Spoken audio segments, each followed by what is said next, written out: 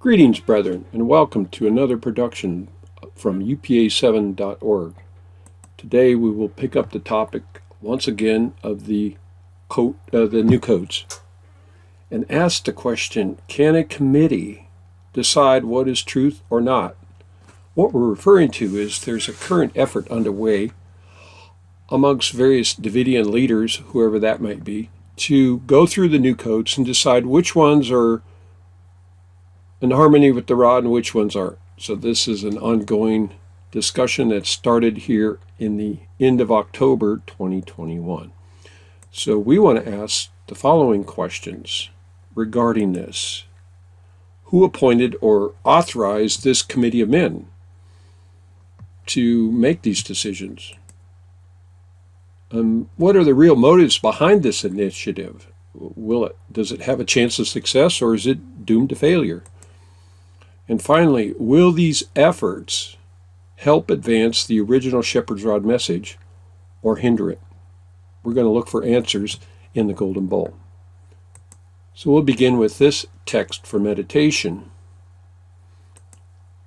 And it comes a statement from Testimonies to Ministers, page 299. It reads, "Oh, that the Lord might guide you. You should never in a single instance allow hearsay to move you to action. And yet, you have sometimes done this. Never take action to narrow or circumscribe the work unless you know that you are moved to do so by the Spirit of the Lord." So the important point here is that in regards to these alleged new code sermons, we should never allow hearsay to move us to action.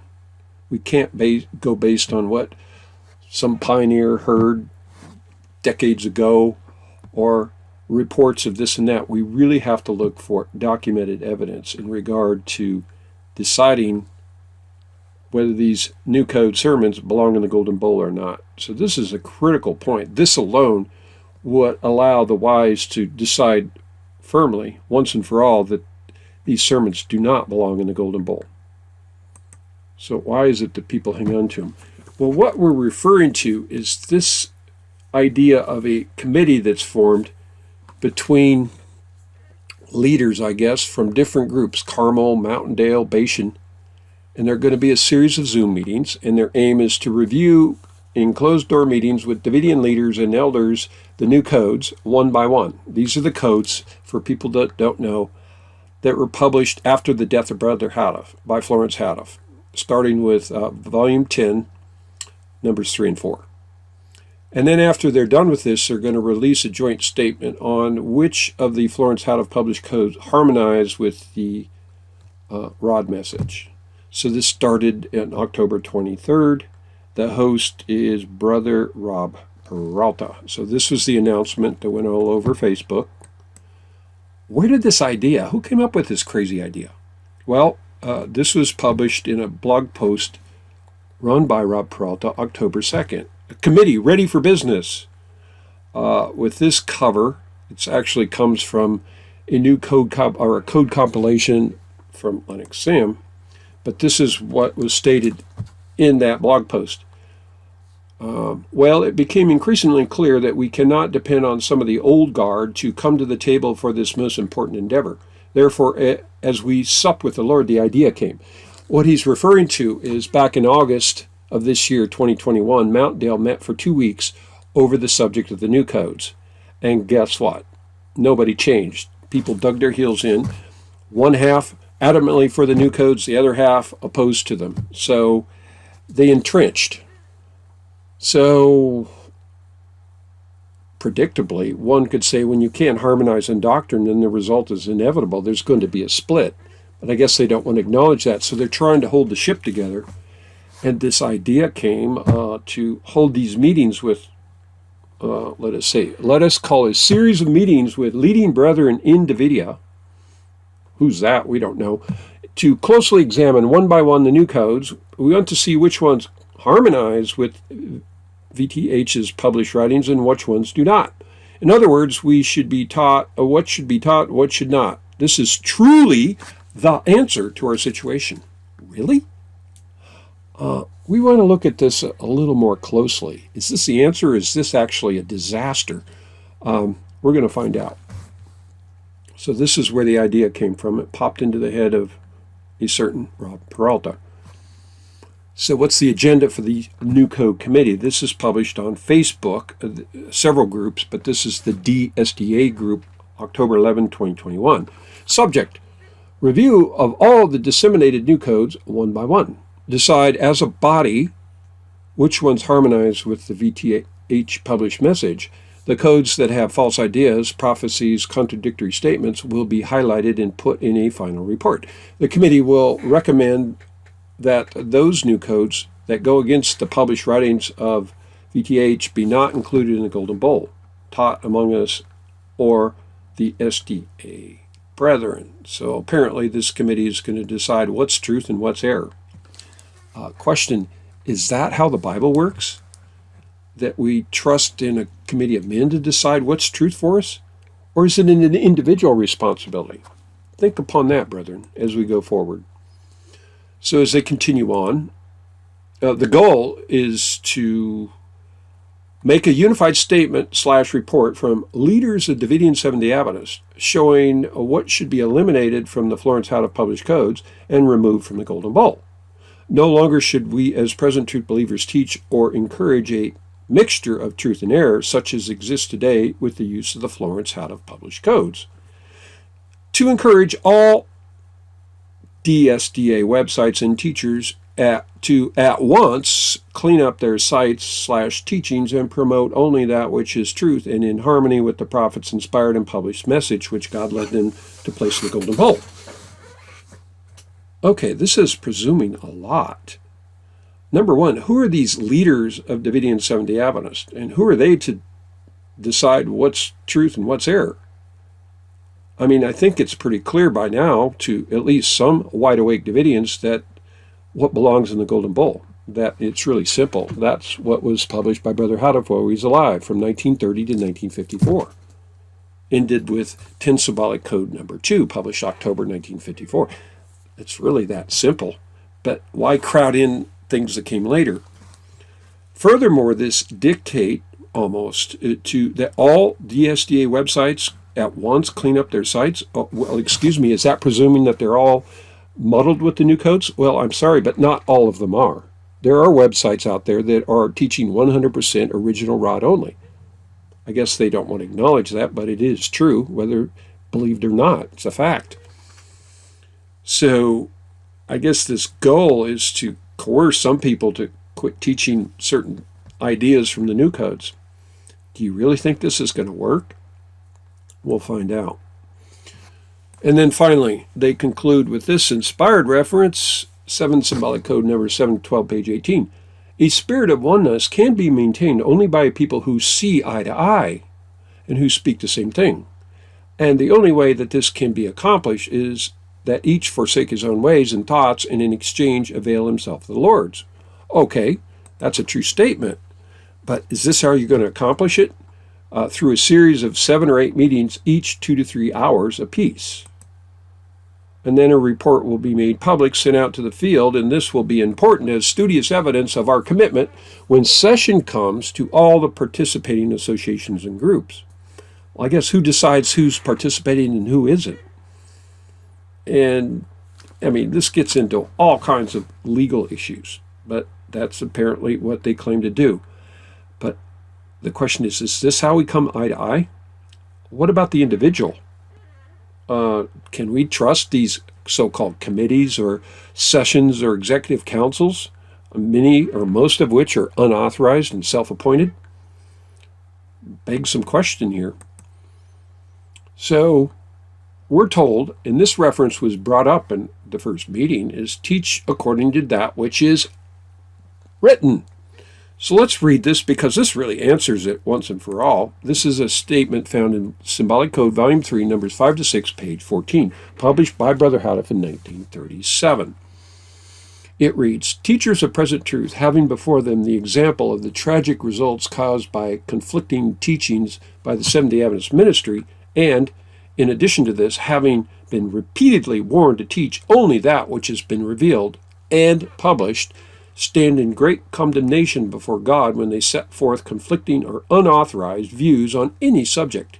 Be absolutely certain that you are teaching according to that which is written, not according to that which you may think will be or will someday be written.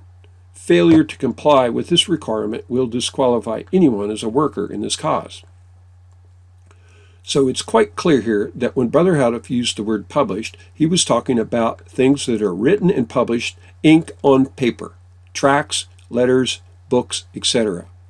The whole idea that published could include oral sermons and testimonies of people that heard sermons decades ago is utterly and patently false. Nonetheless, this is the argument you will hear repeated by New Code advocates coming from Mountaindale and from Bashan. But that's not what Brother Houteff meant when he used the word publish. He meant inked on paper, not hearsay of what so-and-so heard or alleged to have heard some years ago in a sermon. So this really settles it for the wise, but nonetheless, the hanger-oners or the compromisers want to continue to insist and persist their ways. So how do we know that this thing is going to be a boondoggle? Well, the first code after Brother Houteff died was 10 Symbolic Code numbers 3 and 4, and published January, February 1955. Now, the reason it uses 3 and 4, that's not in harmony with the calendar year, actually. It's the succession that the last one published by Brother Houteff was volume 10, number 2 in October 54. So this looks identical. So it makes it look like this is part of the rod that in harmony with what Brother Houteff did. And Davidians at the time fell for this. So this committee went through this code fairly quickly. And this unauthorized New Code Committee sweep through and decides that there's no problem with this unauthorized code since it covers the funeral service of Brother Houteff. Well, if you look at the table of contents, it's true that from page 8 to page 20, it did talk about the funeral service of Brother Houteff. So we know that's proof that this was published after he died. So it recorded some historical facts. However, they skipped over page 21. Executive Council officers appointed. And somebody pointed out, wait a minute, there's a problem with that. So this whole approach revealed that the method of study and analysis quickly exposed himself as to be superficial and biased. They literally skipped over this when it was brought to their attention. They went back to it and says, it's really not a big deal. Well, what are they trying to bury under the rug, or so to speak? Well, let's look at it. It's this page. This is the important one. Executive officers appointed. Let's read this page. In the very nature of the divine setup of the General Association Davidian Seventh-day Adventist, Constitution and Bylaws of the Davidian Seventh-day Adventist, page 6, paragraph 1, that's referring to Leviticus, the office of president for the time being remains vacant. Well, that's true. Brother Houteff died. He was the president of the association, and when he died, the office was vacant. Now, how did they solve the problem? Well, look at the next paragraph. In harmony with recommendations made by Brother Houteff before his death, the Executive Council, in accordance with the Constitution and Bylaws of the General Association Davidian Seventh-day Adventist, i.e. the Leviticus, met and unanimously passed and adopted the following resolutions. 1. That Mrs. Florence Houteff be appointed and elected to the office of Vice President of the General Association Davidian Seventh-day Adventist. And 2. That T.O. Hermison, that is her brother, be appointed and elected a member of the Executive Council. Whoa. Now, there's a whole lot being said here. Number 1, it's alleged that these are recommendations made by Brother Houteff before his death. Excuse me, where are those recommendations? Is there any record of them? And the answer is no, there isn't. So this is mere hearsay. We don't know that Brother Houteff made these recommendations, and we can actually prove it because it would be in conflict with the actual Leviticus. The idea that the office of president was to be abandoned forever, and then people were to get together and then vote and nominate somebody to be vice president, and a woman to boot. This contradicts the Bible. Women are never to hold a position that only belongs to the priesthood, to the males, to organize and lead out in the work. So this is a classic proof of usurpation. Florence Houteff calculated and usurped. And there's been plenty of studies, we've done it, to document that this is her calculated plot to take over the association and wrestle its control. So who appointed her? She did. And she got the people, coerced them to rubber stamp it for her. So this is a documented proof of a usurpation from a professed friend of the faith. Brother Houteff warned to watch for usurpers. And here's proof of it right here. This was never authorized by Brother Houteff. It's nonsense. So this appointment of Florence Houteff, renegade executive council, that began a train of errors that resulted in a total train wreck and abandonment in the message 7 years later in 1962, is a blatant problem. So why is it that people would kind of overlook this? Well, there is a reason. The means by which Florence usurped control of the executive council and appointed herself as vice president is plainly in view. This is a blatant error. Why did this unauthorized New Code Committee downplay this monumental revelation? They skipped over it when it was brought to their attention. They go, oh, well, yeah, some people objected. Wait a minute. This is not in harmony with the Leviticus in any way, shape, or form. If we were to be consistent, then the president, when he died, the logical person to become president would have been the existing vice president, which is Brother E.T. Wilson. Well, he was sick, but he was still alive. So we get into a quagmire. How do we continue on with an executive council? Well, the truth is that Salem, Mount Dale, and Waco Associations all follow Florence Houteff rather than the original Shepherd's Rod message. This is exactly how they get their executive councils. They gather together. It's a political process. They vote and nominate vice presidents. This is not in harmony with Leviticus. We've exposed this. And check for the link in the description box below where those videos will look at that corrupted leadership hierarchy. So, bottom line is, they didn't want to talk about it because it exposes them that they themselves are not operating or governing in harmony with the rod, but they're actually following the apostate Florence Houteff leadership model. So much for deciding what's truth and what's error. Let's look at these counsels from Spirit Prophecy, next 2 slides. One of Satan's devices to deceive. This comes from Testimonies, Volume 5, page 292. It reads, that which Brother D calls light is apparently harmless. It does not look as though anyone could be injured by it. But, brethren, it is Satan's device, his entering wedge. This has been tried again and again. One accepts some new or original idea which does not seem to conflict with the truth. He talks of it, dwells upon it, until it seems to him to be clothed with beauty and importance. For Satan has power to give this false appearance. At last it becomes the all-absorbing theme, the one great point around which everything centers, and the truth is uprooted from the heart. So is it possible that this happened to Florence Houteff? Oh yeah, most definitely. And look at this, next paragraph. Error, brethren, is never harmless. It reads, no sooner than erratic ideas started in his mind that Brother D begins to lose faith and to question the work of the Spirit which has been manifest among us for so many years. He is not a man who will entertain what he believes to be special light without imparting it to others. Therefore, it is not safe to give him influence, that which will enable him to unsettle other minds. It is opening a door through which Satan will rush in many errors to divert the mind from the importance of the truth for this time. Brethren, as an ambassador of Christ, I warn you to beware of these side issues whose tendency is to divert the mind from the truth.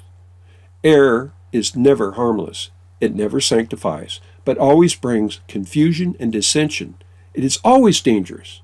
The enemy has great power over the minds that are not thoroughly fortified by prayer and established in Bible truth.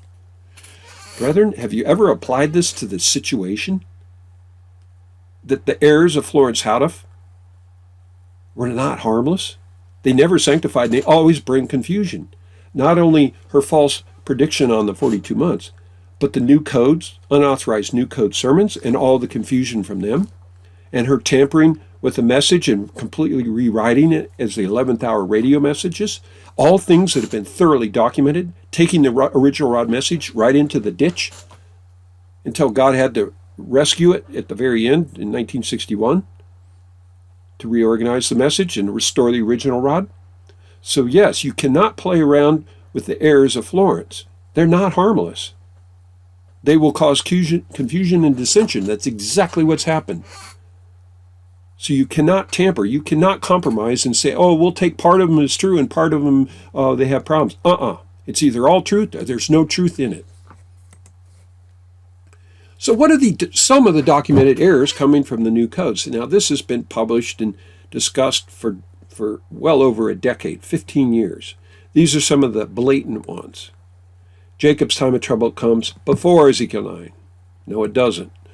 There's a gap of time between the sealing and the slaughter of Ezekiel 9. That's another new code theory. That we're living in the time of the fifth trumpet. The sixth trumpet is yet to sound. This is a blatant contradiction with that which is published in the original rod. This alone should disqualify all of these alleged sermons and why they came and how they came about. The idea that God's people are to go out and, quote, oppose the Syrian Confederacy during the Jonah phase of the message. Now, we published some videos recently in the last year that exposed that the idea for the opposing the Syrian Confederacy came not from the original rod message at all, but it was cooked up in the brain of M.J. Bingham and published in the Timely Truth Educators. And he quoted the New Code sermons by Florence Houteff. That's the origin of this idea. And it's been perpetuated by Bingham's protege, Don Adair, who studied with him for many years in the 60s, and then continued to modify it and teach it in his own way through Salem, and then inherited by Mountaindale, and then perpetuated by Waco. So you see the problem here? It has no source from the Golden Bowl, but it's cooked up out of the dung pile of Bingham. Also, the idea, we exposed that in another video, a link in the description box below, that this idea that the Solemn Assembly will take place sometime in the future, either at Tomasi, South Carolina, if you're with Salem, or in Exeter, Missouri, if you're with Bashan. Neither of these ideas are correct. They're false. And once again, the origin of these ideas came from Bingham, Timely Truth Educator, who quoted the New Code sermon addresses. So you see the problem we have here?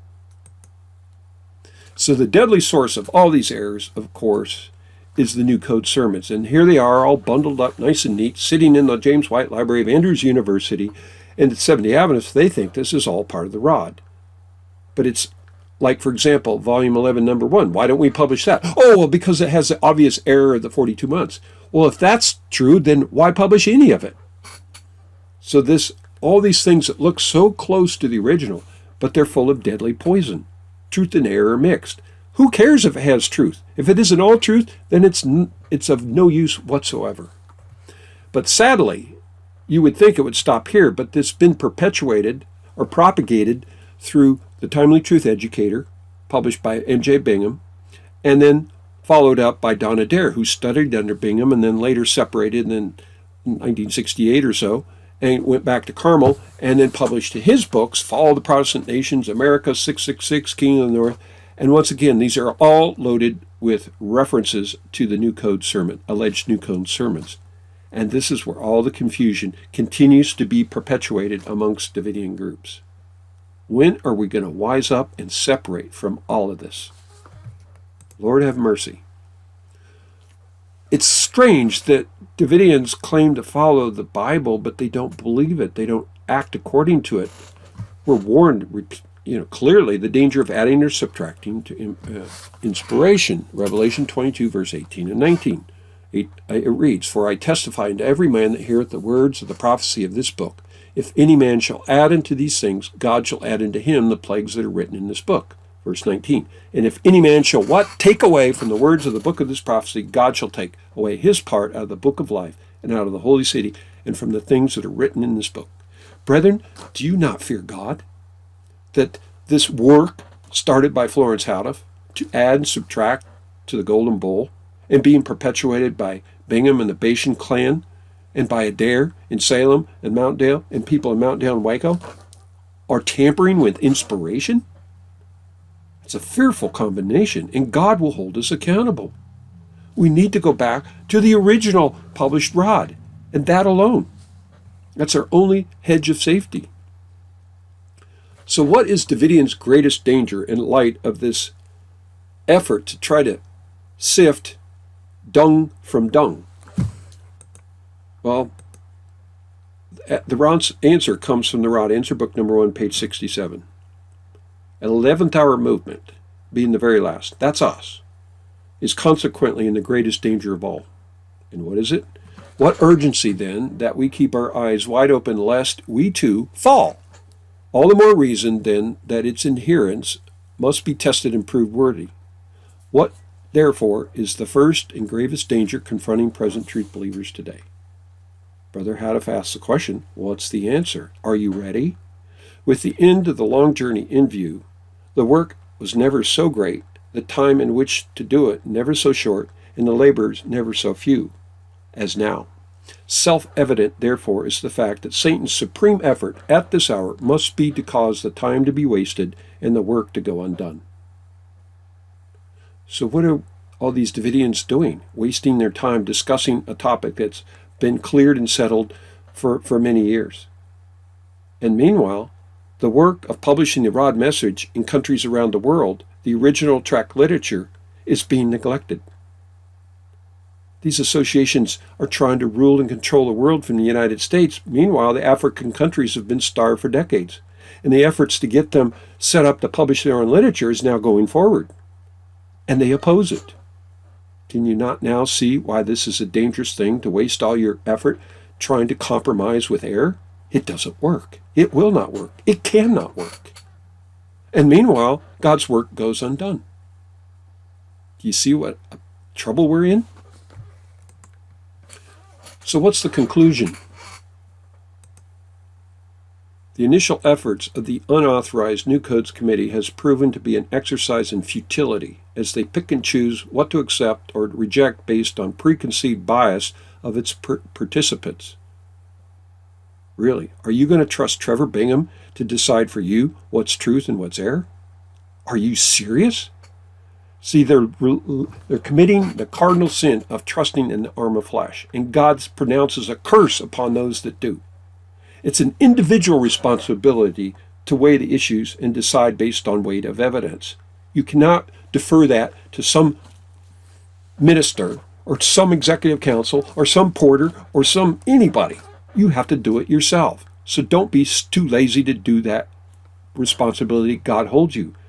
So we've already settled the issue long ago.